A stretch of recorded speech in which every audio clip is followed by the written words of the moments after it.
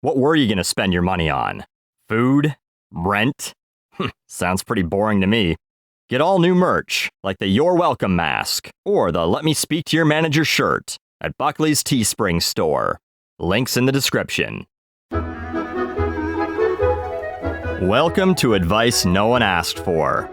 It's the feature where people on the internet ask questions to an advice columnist, except your old pal Buckley finds those questions and answers them the way I think they should have been answered in the first place.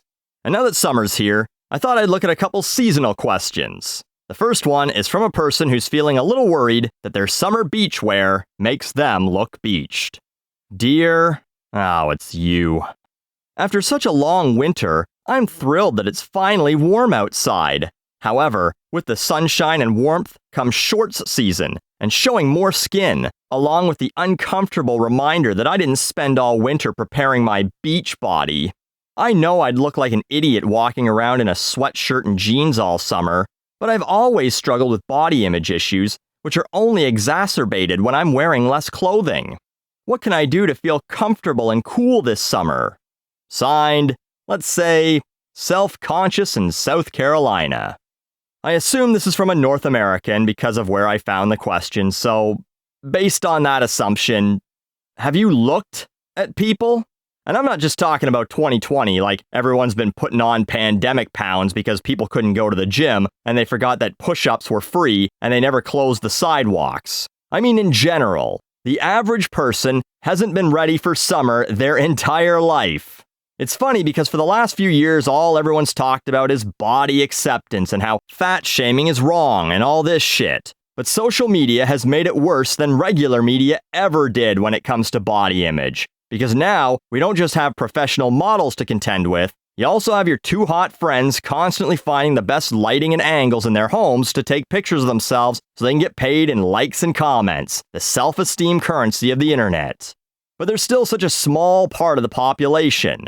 And on top of that, no one gives a fuck about other people. I thought that was kind of obvious in current times as well, but back when I tried to care about my physical well-being, I used to go to the gym like 4 times a week. And there'd always be these signs about it being a judgment-free zone, or you'd see the Planet Fitness ads for the lunk alarm and shit about how they were the gym for people who didn't want to go to the gym and feel like everyone's looking at them. Well, you know who goes to the gym? Narcissists. You know who they look at? Themselves. The biggest thing I'd notice is how many people, dudes and girls, would walk by mirrors and give themselves a quick look, even strike just the tiniest pose as they walked by. But I never saw them checking anyone else out. If I can provide any advice to anyone who's worried about their body image, you're the one who cares more than anyone else. No one else does. And even if they do, what difference does it make? If some guy is like, ugh, what a fat ugly bitch. If you were thinner, and instead they were like, oh, you're so hot, we should go out or like stay in and slam. Is that someone you'd want to date or impress anyway? Fuck 'em. Wear whatever the fuck you want. If it's about being cool but covered, wear a dress made out of light materials. If you want that skin out, be confident in knowing that like 90% of the population doesn't meet their own beauty standards. Free those muffin tops, ladies. And guys, your dad bods aren't in. They never were. Chris Evans and Daniel Craig's bodies have always been what's in. But let them out anyway. We're all ugly.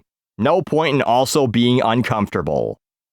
Our second question is from a woman who's not sure if this summer fling can be a long-term thing. I'm a fucking poet. Dear someone who won't judge me. Whoops. I have had terrible luck dating in my 20s until recently. I met an amazing guy and felt an immediate connection to him. I'm pretty certain the feeling is mutual. We've had a few great dates now that go on for hours. The problem is that he recently announced his intention to move back to California. I think it's too soon to bring this up. We've only been dating for a few weeks, but I'd like to know before I get attached and waste my summer on him. I'm not sure what his intentions are. He mentioned that he's no longer looking for a hookup. He's almost 30 and says he did that in his 20s. So why go on all these dates when he might be moving soon? Should I end it now?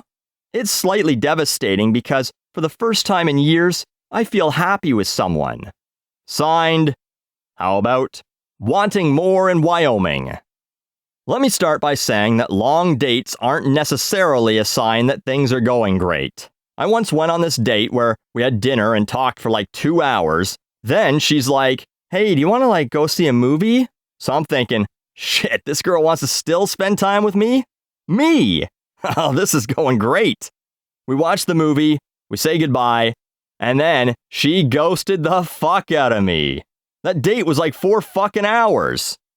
Anyway, this is another one of those classic, you're asking the wrong fucking person questions advice columnists get all the time. Don't ask some stranger who conned a newspaper into paying them to write an advice column. Ask the guy. Is it too soon to talk about this? It's never too soon. He's willing to talk about some shit, obviously. Somehow you know that he's no longer looking for a hookup, which doesn't seem like casual talk, but also, yeah, sure. Hey guys, show of hands. How many times have you said you're not just looking for a hookup to get a girl to hook up with you? Yeah, you have. But how did that come up? Did you ask him, probably just before you slept with him the first time, and he had to say something on the spot to make sure he still got to wet his wick? Or did he just volunteer it? Either way, if you're not sure what his intentions are, this guy who decided to start banging some out-of-town girl when he knows he's heading back home in a few weeks, ask him. But I mean, and you're the one who chose these words, you said he announced his intention to move back to California. So you do know his intentions. He won't be staying. Would you be willing to go with him? If not, would you be willing to be in a long-distance relationship? If the answer to either of those questions is no, then you have your answer anyway. And you don't even have to ask him if he'd want you to go with him or if he'd be willing to Skype you with his dick out every so often, because what he wants is irrelevant if you've decided what you want.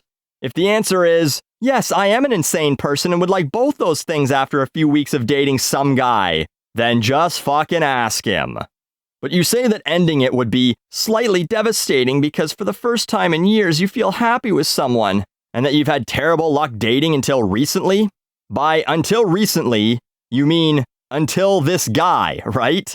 Because if so, it's possible that you're more attached to the idea of being with someone more than the actual someone. You're just like, finally, one that doesn't suck. Time to settle.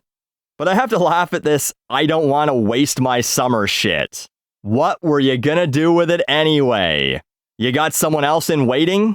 You said your luck's been terrible anyway, but what are you thinking now? Oh, if I dump him now, I still have time to find the one before September.